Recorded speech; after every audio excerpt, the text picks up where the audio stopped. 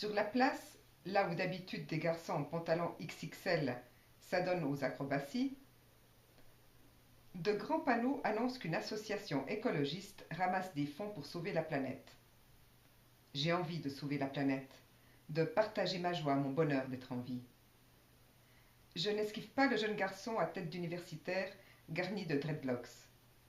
Il sourit, je souris aussi. Prune et son lapin se planquent derrière mes jambes. Je la rassure. Ce n'est rien. Simplement une juste cause. Une cause à embrasser.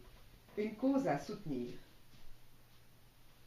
L'étudiant m'explique l'état lamentable dans lequel se trouve notre globe en enchaînant sur les actions de son association.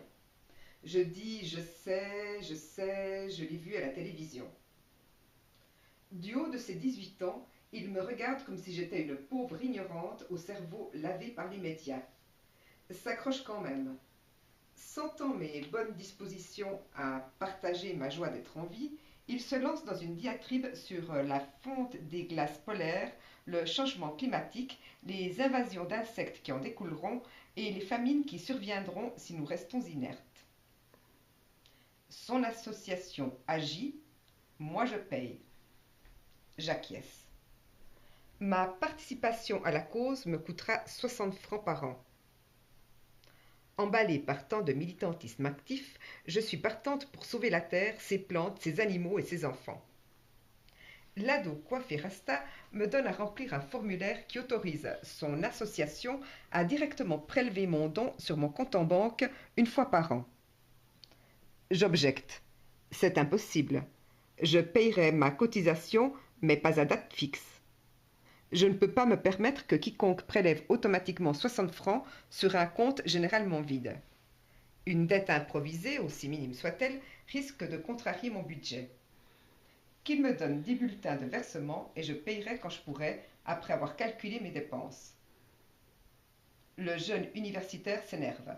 Le monde part en vrille, nous sommes en Suisse. 60 francs, ce n'est vraiment rien.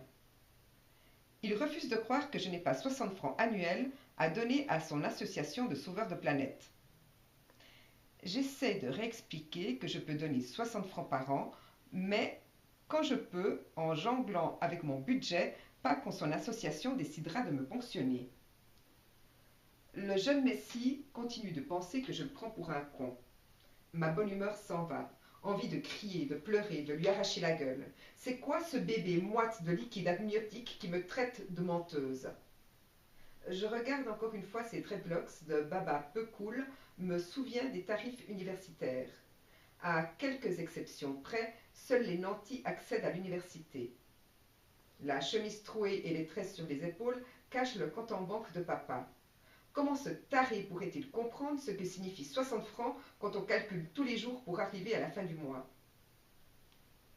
Prune me tire par le bras. J'aurais dû me méfier en m'apercevant qu'elle n'aimait pas ce garçon. Je tourne le dos, larmes de révolte au bord des cils. Comment changer le monde si on ne voit pas ce qui se passe près de nous?